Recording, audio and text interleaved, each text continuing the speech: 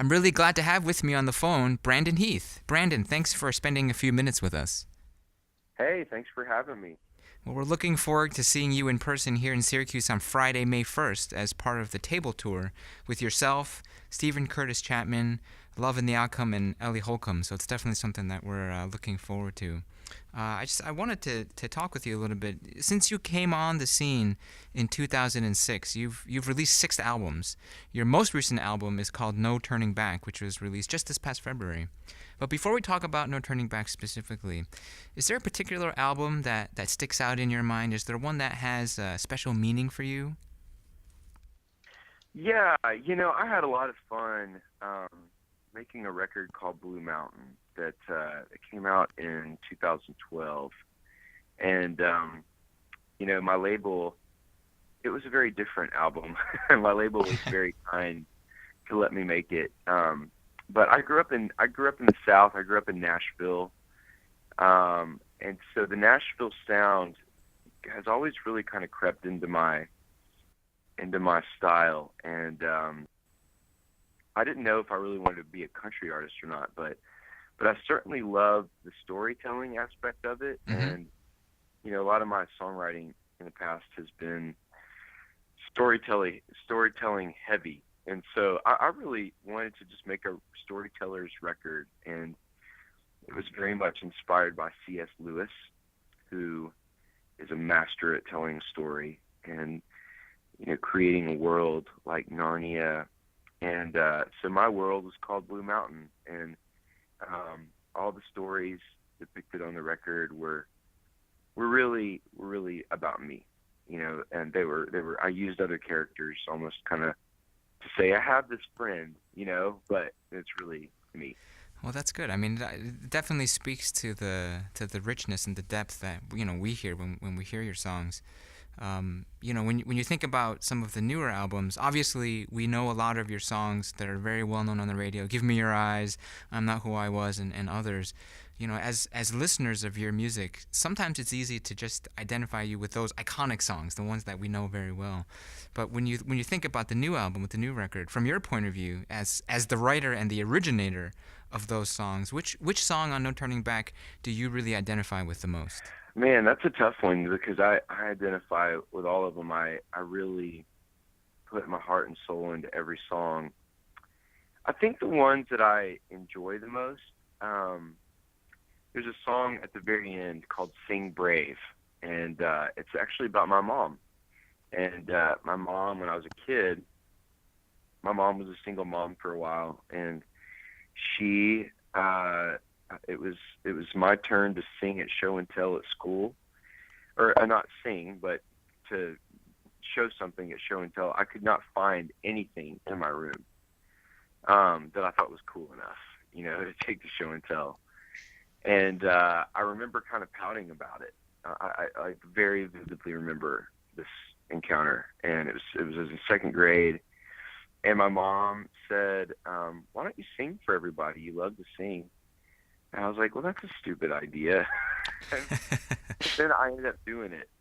I sang a song for my class, and Mom was really smart, turns out, and that was the first time I ever sang in front of people, and my teacher liked it and had me sing in front of the PTSA, and the PTSA wanted me to sing in front of the school, and then next thing you know, it's young Brandon Heath on stage all the time. And so I just I really appreciate my mom and her encouraging me, and even in a really discouraging time for her as a single mom.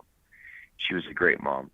Yeah. Well, I mean, obviously, a lot of the songs on the new album, on New Turning Back, really do seem to come out of your heart and your own experience. And again, as listeners, because that's what we just hear, the song as the final form. We can easily get caught up, in the tune or the musicality of the songs and so forth. But there's so much depth and meaning in your music that really, I think, goes beyond. It seems to go beyond just the melodies and the harmonies and so forth. I mean, if you could sort of summarize, what was the message that you were trying to convey in sort of across the entire album? Yeah, well, What I really needed and wanted to do with this album is to return to the origins of my faith, and I had talked to the producer Ed Cash, the guy that did my record. Ed is an old friend of mine, and I knew him when I was 16 through this organization called Young Life. And Young Life is actually the reason that I came to know the Lord. And I thought it would be kind of neat to do a record because we had been writing with Ellie Holcomb and a bunch of other people that perform at Young Life, and we were trying to think of a way to capture that summer of 1995, but also, it's been 20 years since I gave my life to Jesus, and so he said, you know what you need to do, man? You just need to pray the prayer, restore unto me the joy of my salvation. And so that just repeated over and over in my prayers. Lord, restore unto me, give me back that joy that I had the day that I came to know you. And so it was kind of neat. It was just really a journey back there. And everybody has a time like that, if you want to call it a mountaintop experience or, whatever it was that led you to come to know the Lord. Maybe it was a really time of brokenness. It's really important to remember those origins. And so for me, I really loved the whole record is about that. It's about that summer.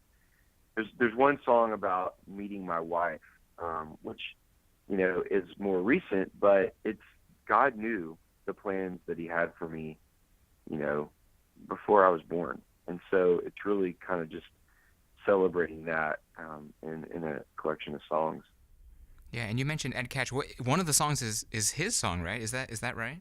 Yeah, SOS is a song that he wrote for kids at Young Life Camp. And actually, Ellie had said, oh, Ed, you should play this song. We were all hanging out one day, and Ed played SOS. And I knew we were about to go into the studio, and I was like, I have to record that song.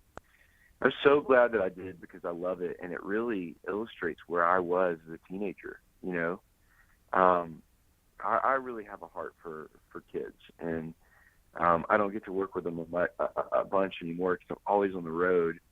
But I love what youth counselors do across America, really all over the world. They're a lot of people just kind of discredit teenagers because they feel like they're too young to understand, and they're hormonal, and they've got all these things that are kind of happening all at once in their lives. And I just think it's a great time to be a mentor and really just to share Jesus with them. I mean, who better to walk with than the Lord, our Creator?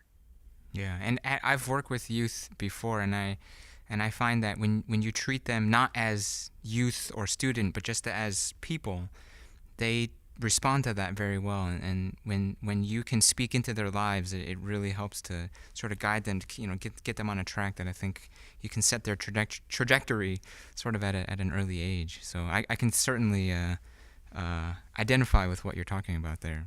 So you're coming back here, and you mentioned Ellie Holcomb. So you knew her before. What's it like being on tour now with her? Yeah, it's really great. Ellie, I knew Ellie from her husband is a great friend of mine as well, and so it's kind of neat. We've got this whole Nashville community because Ellie was born in Nashville just like I was, and that's kind of a rare thing. So it'll be her and Steven Curtis Chapman, who's become a great friend, somewhat of a mentor, and then Loving the Outcome, a husband and wife team band from Canada, and a lot of their songs are on the radio now. It's going to be really a cool night of music. So the tour is called the TableTour, a night of music, stories, and community. What exactly does that mean? What's different about the TableTour than say a regular sort of garden variety concert tour? Yeah, a table is a kind of a cool platform for things to happen. people meet around the table, they eat around the table. There's something significant about bringing people together, and so that's what we really want the night to feel like, a unified group of people that are coming to share their songs, and like the title of the tour says, that we really want to share the stories behind the songs too, because it's kind of neat. You hear a song on the radio, and if for whatever reason you connect with it, sometimes you have no idea what the story is behind it, where it came from. And these songs, I can assure you, from everybody's standpoint, it's not, well, I got to write another song for the radio. They come from a very personal place, and so it's kind of neat to be able to share that story. So there'll be a lot of that, a lot of collaboration. We're all going to play for each other on stage, so we're literally pretty much on stage the whole night. And then I think people will walk away feeling inspired and unified, and we really look forward to creating community while we bring our own, Yeah, well, we're definitely looking forward to it. It's going to be Brandon Heath performing live with Steven Curtis Chapman, Love and the Outcome, and Ellie Holcomb on Friday, May 1st at 7 p.m. at the North Syracuse Baptist Church. And hopefully this time, if you remember last time you were here in Syracuse, it was with Mandisa, and you had pink eye, and you weren't able to come out. If you remember that, you had glasses on, and so hopefully it won't be it's coming back to Syracuse and you get some other sickness. Hopefully you'll be just fine and healthy. We can say hi to people after, for sure. Yeah, that'd be great. So Brandon, how can people follow you online? Are you on Facebook, Twitter, Instagram? What are the different ways that we can follow you? Yeah, you can find me on Instagram at Brandon Heath, or Twitter at Brandon Heath, and then Facebook, just search my name, you'll find me. Great. Well, thanks very much. We'll look forward to seeing you real soon. Okay, see ya.